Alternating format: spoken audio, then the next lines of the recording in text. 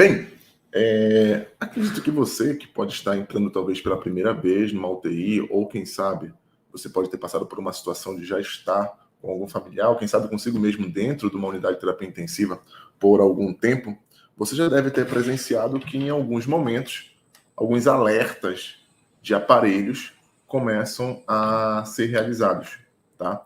Você já deve ter percebido que alguns aparelhos dão alguns alertas, tá? E é exatamente sobre esses alarmes dos aparelhos que é o vídeo de hoje, tá? Sejam todos muito bem-vindos, tá? Espero que você comente esse conteúdo, claro, se você tiver alguma dúvida, você pode comentar aqui na legenda desse vídeo aqui, dizendo se você não entendeu, que a gente está aqui disponível para responder, tá? O tema de hoje é parametrização de alarmes, tá? Não sei se você já ouviu falar esse termo, possivelmente, talvez, pode ser que não, se você não for da área da saúde, ou que não trabalhe em uma unidade de cuidados intensivos, ou mesmo num centro cirúrgico. Quando o paciente vem para uma UTI, isso já foi tema de algum dos nossos vídeos aqui, você pode até voltar a algum desses vídeos, clicar aqui em algum momento dessa tela para ir motivos de internação no paciente na UTI. Um paciente de interna na UTI, ele geralmente vem por dois motivos básicos, são dois os principais motivos. O primeiro deles é o paciente vir porque ele está com algum órgão que não está funcionando adequadamente. Exemplo, uma insuficiência cardíaca aguda, um fígado, por exemplo, está com uma insuficiência hepática, uma insuficiência renal aguda, uma alteração neurológica aguda, algum órgão, o que nós caracterizamos como uma disfunção orgânica. O outro motivo que um paciente vem para a UTI é para uma necessidade de monitorização por alguma doença. Então, aquele paciente foi acometido por alguma doença e essa doença necessita de monitorização. Então, essa necessidade de monitorização faz com que esse paciente esteja na UTI. E é este ponto que eu quero destacar para vocês. O item 1, que foi o que eu falei agora da disfunção orgânica, aquele paciente está com uma disfunção orgânica, obviamente, ele precisa também de uma monitorização de sinais vitais, porque ele está com uma disfunção orgânica.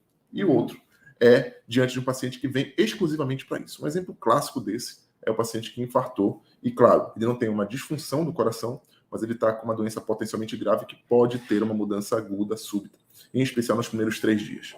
Então, diante disso, esse paciente precisa ser monitorizado. E, claro, ele é monitorizado dentro da UTI de maneira contínua, e é feito isso através de um monitor.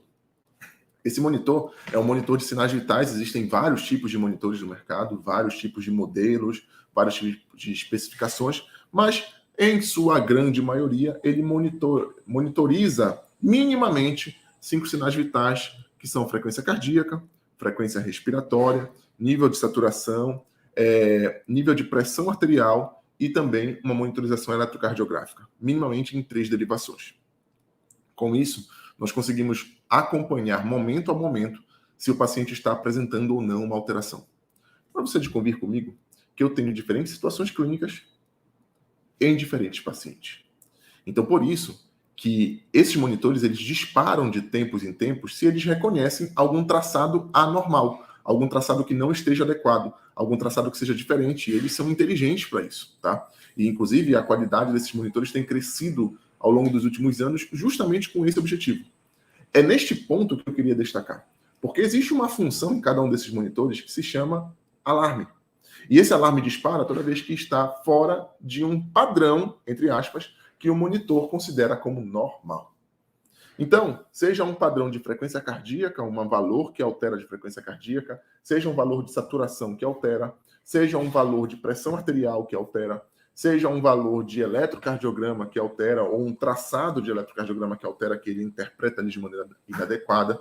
Então, isso tudo leva você a pensar, poxa, são tantas alterações em um paciente tão diferente, com uma condição clínica tão distinta.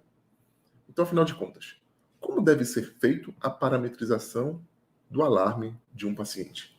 E é exatamente isto que eu queria destacar aqui. A parametrização ela deve ser individualizada de acordo com a condição clínica do paciente. E para isso, precisa de uma pactuação entre, principalmente, equipes de médicos e enfermeiros, tá? Com a situação clínica do paciente. Então, se eu tenho um paciente que está por uma emergência hipertensiva, eu tenho um alvo pressórico, esse alvo pressórico pode não ser, entre aspas, uma pressão normal, mas sim uma queda de determinado valor de uma pressão sistólica ou uma pressão diastólica.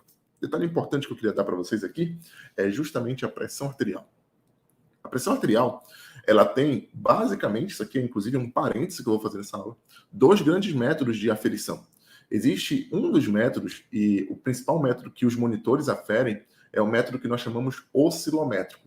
Ou seja, ele calcula uma pressão média através de variações de pressão sistólica e diastólica que ele monitoriza. O detalhe é que a pressão de maior acurácia por esse método é a pressão arterial média.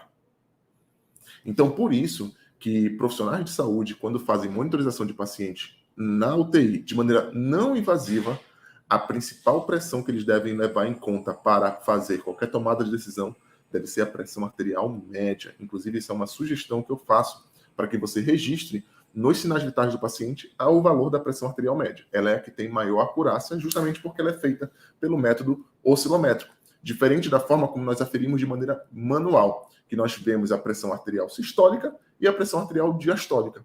E a partir dessa curva que nós calculamos a pressão arterial média. Então, como não é feito desta forma, e sim pela outra forma, a pressão de maior acurácia é a pressão média.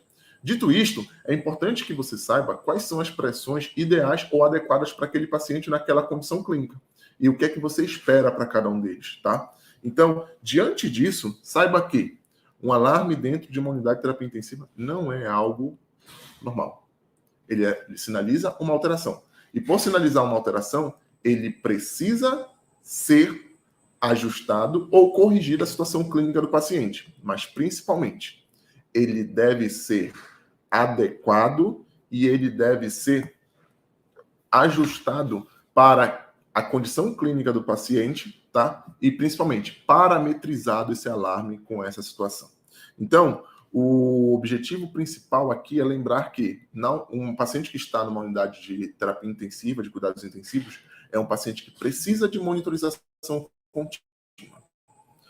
Uma das formas que nós fazemos isso é através dos monitores multiparamétricos. Um parêntese que não vai ser o objetivo desse vídeo aqui é que também tem outras formas de monitorização, principalmente o paciente que está em ventilação mecânica. Se você quiser saber maiores detalhes, comenta aqui se você quer saber ou entender um pouco mais de monitorização da ventilação mecânica, que aí tem outros alarmes e alertas que são tão importantes quanto para um paciente que está em ventilação mecânica, e claro, que também a família que está ao lado do paciente pode se interessar por saber. Afinal de contas, se você chega numa visita e vê todos os alarmes ali disparando e a equipe de saúde fala para você que aquilo está, entre aspas, normal, não é, no mínimo, adequado ou pode gerar alguma dúvida, tá bom? Espero ter ajudado você. Se você tiver alguma dúvida, comenta aqui, que a gente está aqui disponível para responder as suas principais perguntas. Um grande abraço.